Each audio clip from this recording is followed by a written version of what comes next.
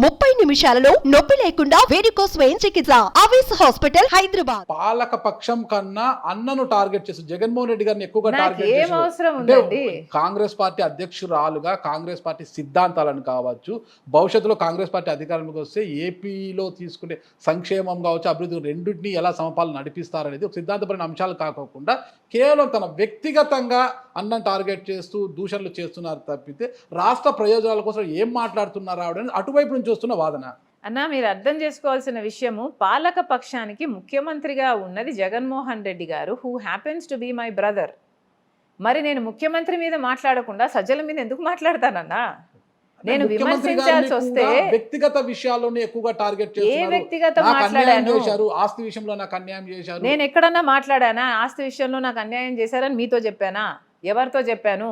నేను ఎవరితో చెప్పాను నాకు ఆస్తి విషయంలో అన్యాయం చేశారు అని? ప్రతి సభలో కూడా జగన్ అన్న నన్ను ఇలా వాడుకున్నాడు, అలా వాడు ఎన్నికల సమయంలో ఇలా వాడుకున్నాడు, అలా వాడుకున్నాడు, నేను అన్న దగ్గరికి నేను ఎక్కడా చెప్పట్లేదు నన్ను వాడుకున్నారు, నన్ను పక్కన పెట్టారు, నాకు అన్యాయం చేశారు అని బీదేడుపులు ఏడచాల్సిన అవసరం నాకు లేదు. నేను రాజశేఖర రెడ్డి బిడ్డను, నేను బ్రతకగలను. I'm going to be content with my life no matter what. ఆత్మాభిమానానికి ఎక్కడా కాంప్రమైజ్ కాదు రాజశేఖర రెడ్డి బిడ్డ. బీదేడుపులు నేను ఎక్కడా ఏడ్చలేదు. నేను కమెంట్ చేసింది రైతుల్ని రాజశేఖర రెడ్డి గారు అంత బాగా చూసుకుంటే మీరు 3,000 కోట్ల రూపాయలు పక్కన పెడతానన్నారు, ఎందుకు పక్కన పెట్టలేదు ఒక సంవత్సరం అయినా? నేను కమెంట్ చేసింది 4,000 కోట్ల రూపాయలు మీరు మీ మేనిఫెస్టోలో పంట నష్టపోతే పక్కన పెడతామని చెప్పారు, ఒక సంవత్సరం కూడా ఎందుకు పెట్టలేదు? జాబ్ క్యాలెండర్ ప్రతి ఇయర్ ఇస్తామన్నారు, సంక్రాంతి వచ్చులో వస్తున్నాయి పోతున్నాయి, మీ జాబ్ క్యాలెండర్ మాత్రం ఒక్కసారి కూడా ఎందుకు రాలేదు? పూర్తి మద్యపాన నిషేధం మీరు చేస్తామన్నారు, ఎందుకు చేయలేదు? జలయజ్ఞం మీరు చేస్తానని మాట ఇచ్చారు, ఎందుకు చేయలేదు?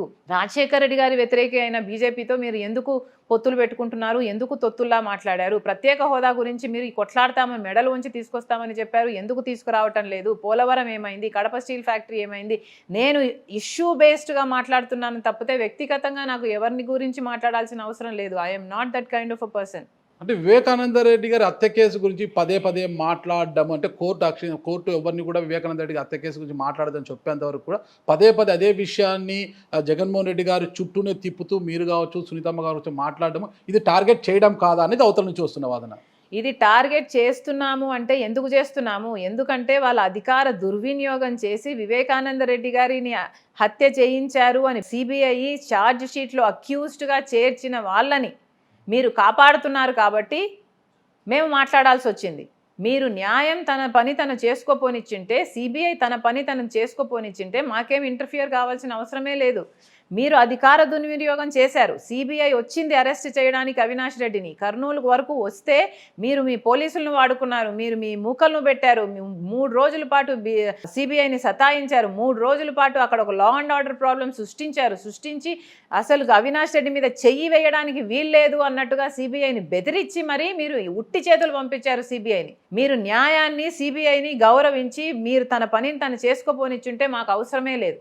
కానీ ఈ రోజు వరకు జగన్మోహన్ రెడ్డి గారు సమాధానం చెప్పాల్సిన విషయాలు ఎన్నో ఉన్నాయి. వివేకానంద రెడ్డి గారి హత్య కేసులో గొడ్డలి వేట్లతో ఆయన బలైతే ఆ రోజు గొడ్డలి వేట్లకు ఆయన ఎముకలు బయటకు వచ్చాయి, ఆయన మెదడు బయటకు వచ్చింది, ఇల్లంతా రక్తపాతం అయితే సాక్షి ఛానల్లో మాత్రం హార్ట్ అటాక్ అని మీరు ఎందుకు అన్నారు? నడుపుతున్నది సాక్షి ఛానల్ చైర్మన్గా భారతిరెడ్డి గారు. మీరు ముఖ్యమంత్రిగానో లేకపోతే తనో ఎవరో ఒకరు సమాధానం చెప్పాలి కదా, అది చెప్పలేదు. మీరు ప్రతిపక్ష నాయకుడిగా ఉన్నప్పుడు చంద్రబాబు గారు చేశారు, సిబిఐ ఎంక్వైరీ కోరిన మీరు ముఖ్యమంత్రి అయ్యాక సిబిఐ ఎంక్వైరీ ఎందుకు వద్దన్నారు? చంద్రబాబు చేస్తే మీకు మంచిదే కదా, సిబిఐ ఎంక్వైరీ చేసి చెప్తుంది చంద్రబాబు చేశాడు అని చెప్తుంది. మీరు ఏం దాచిపెట్టాలనుకుంటున్నారు? ఎవరిని కాపాడాలనుకుంటున్నారు? మీకు ఏది దాచుకోవడానికి లేకపోతే సిబిఐ ఎంక్వైరీ చేసుకుంటే మీకు ఏం నష్టం? ఎందుకు సమాధానం చెప్పటం లేదు? మీరు సిబిఐ ఎంక్వైరీ ఎందుకు వద్దన్నారు? 5 సంవత్సరాలుగా అక్యూజ్డ్ ఇల్లు అని సాక్ష్యాలు ఆధారాలు అన్నీ చూపుతున్నా కూడా సిబిఐ ఎందుకు కాపాడుకుంటూ వచ్చారు? మీరు కాపాడమే కాకుండా ఈ 5 సంవత్సరాల తర్వాత మీకు ఎంత అధికారం అదం కాకపోతే మళ్ళీ అదే మనిషికి మీరు టికెట్ ఇస్తారు. ఇది న్యాయమా? ఇది ధర్మమా? వివేకానంద రెడ్డి గారు ఎవరు? సొంత చిన్నాన. ఏ తప్పు చేయలేదు, న్యాయం మా పక్షాన ఉంది కాబట్టి మాకు టికెట్ ఇచ్చారంటున్నారు వాళ్ళు. మరి మీ పేరు ఎందుకుంది సిబిఐలో? మీరు అక్యూజ్డ్గా ఎందుకున్నారు? మరి కేసు తేలేంత వరకు మీరు తప్పుకోండి రాజకీయాల నుంచి.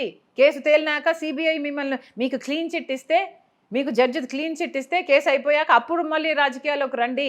ఇప్పుడేమో అన్ని పాయింట్లు అన్ని వేళ్ళు అవినాష్ తిక్కే చూపిస్తున్నాయి కదా. సిబిఐలో ఒక్క ఆధారం కూడా సునీత తిక్కో లేకపోతే ఇంకొక భార్య తిక్కో ఇంకొకరి తిక్కో ఎవరి తిక్కో చూపించడం లేదు కదా. ఇప్పుడు సిబిఐ చూపిస్తున్న అన్ని సాక్ష్యాలు ఆధారాలు అవినాష్ దిక్కు వేలు చూపిస్తున్నాయి. మరి అలాంటి వాడినే పిలిచి టికెట్ ఇవ్వాల్సిన అవసరం ఏముంది అని అడుగుతున్నాం. ఇక్కడ ఒక స్ట్రైట్ పాయింట్ మేడం, మీకు జగన్మోహన్ రెడ్డి గారు అంటే 2019 అధికారంలోకి వచ్చి అంటే జగన్మోహన్ రెడ్డి గారు ఎంపీ కానీ అంటే పార్లమెంట్ రాజ్యసభ కానీ లేదంటే లోక్సభ కానీ ఇచ్చి ఉంటే, మీరు అదే పార్టీలో ఎంపీగా ఉంటే వివేకానంద రెడ్డి గారి హత్య విషయంలో కావచ్చు, ఇతరత్ర అంశాల్లో కావచ్చు, జగన్మోహన్ రెడ్డి గారిని పూర్తిగా విభేదించి ఇలా మాట్లాడేవారా?